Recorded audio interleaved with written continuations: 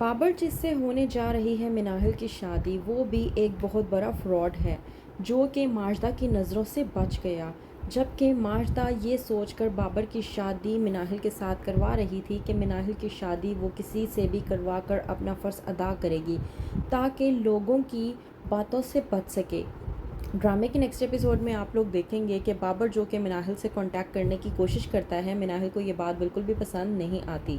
کہتا ہے بابر کہ جب آپ میری پوری کی پوری ہونے جا رہی ہیں تو آپ کو اس بات سے کیا غرض کہ مجھے آپ کا فون نمبر کیسے حاصل ہوا اور کیسے نہیں، جبکہ مناہل کو یہ بات بالکل بھی پسند نہیں آئی اور اس کا کہنا یہ ہے کہ میرا ابھی تک آپ سے نکاح نہیں ہوا۔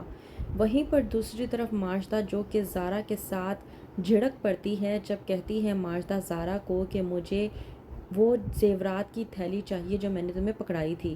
جب زارا جاتی ہے اپنی الماری چیک کرنے کے لیے اور اسے وہ تھیلی نہیں ملتی تو اس بات پر زارا کہتی ہے کہ میں سمجھ نہیں پا رہی کہ وہ آخرکار میری الماری سے کیسے غائب ہو گیا۔ ماجدہ بھڑکتی ہے اور کہتی ہے زارا سے کہ لاکھوں کا زیور ہے، ایسے کیسے ادھر سے ادھر ہو سکتا ہے، اور آخرکار ہمارے گھر میں ہے ہی کون جو تمہاری الماری سے زیور نکالے گا۔ زارا جو کہ ماجدہ سے کہتی ہے کہ میں بہت اچھے طریقے سے سمجھ گئی ہوں کہ زیور کس نے لیا ہے۔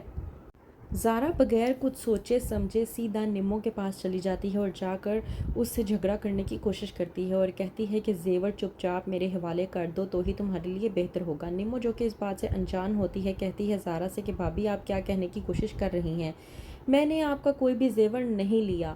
اس بات پر زارا بھڑکتی ہے اور کہتی ہے نمو سے کہ میں بہت اچھے طریقے سے جانتی ہوں کہ میرا زیور میری الماری سے تم نے ہی چرایا ہے۔ نمو اس بات سے ڈر جاتی ہے اور کہتی ہے کہ اللہ میاں کی قسم، امی کی قسم، بھائی کی قسم، میں نے آپ کا کوئی زیور نہیں لیا، اور اگر آپ کو میری بات پر یقین نہیں ہے تو آپ ایسا کریں میرے سامان کی تلاشی لے لیں، پھر تو آپ کو میری بات پر یقین ہو جائے گا کیونکہ میں تو اس گھر سے کہیں پر گئی بھی نہیں ہوں۔ زارا جو کہ بھڑکتی ہے اور کہتی ہے نمو سے کہ تمہارا کیا بھروسہ، تم نے اپنے بیگ میں رکھنے کی جگہ کہیں اور رکھ دیا ہوگا، ہم کیسے کہہ سکتے ہیں۔ نمو جو کہ زارا کو یقین دہانی کروانے کی کوشش کرتی ہے کہ میں نے کوئی بھی زیور نہیں لیا۔ ماجدہ اس بات کو لے کر ہو چکی ہے پریشان کہ آخرکار دوسری بار زیور کیسے غائب ہو سکتا ہے۔ زارا کے ساتھ ماجدہ کی ہو جاتی ہے لڑائی۔ کہتی ہے ماجدہ کہ میں نے تمہاری شادی پہ لاکھوں روپے خرچ کیے، تمہاری ہر خواہش کو پورا کیا، اور یہاں تک کہ میں نے مناہل کے زیور لے کر اسے بیچ کر جو بھی پیسے تھے وہ بھی تمہیں دے دیے، تمہاری ہوس ہے کہ ختم ہونے کا نام ہی نہیں لے رہی۔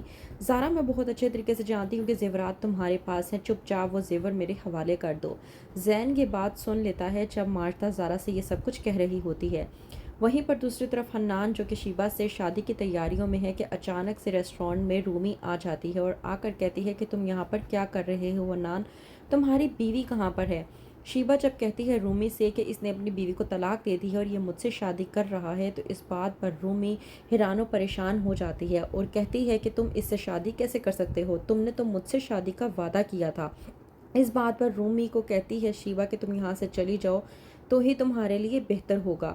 رومی جو کہ حنان سے لڑائی کرنے کی کوشش کرتی ہے اور کہتی ہے کہ تم ایسا نہیں کر سکتے، تم شیبہ سے شادی نہیں کر سکتے۔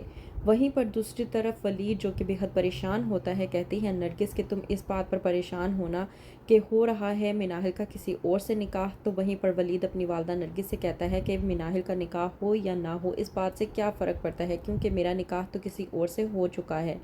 تو کیا کرے گی نرگس، کیا اب بھی ولید کی زندگی میں مناہل کو لانے کے لیے کوئی گنجائش کا سہارا لینے کی کوشش کرے گی؟ کیا ہوگا آگے؟ مزید جاننے کے لیے دیکھتے رہیے ڈرامہ سیریل پتھر دیر، اور ہمارے چینل کے ساتھ بنے رہنے کے لیے ہمارے چینل کو ضرور سبسکرائب کریں۔ شکریہ۔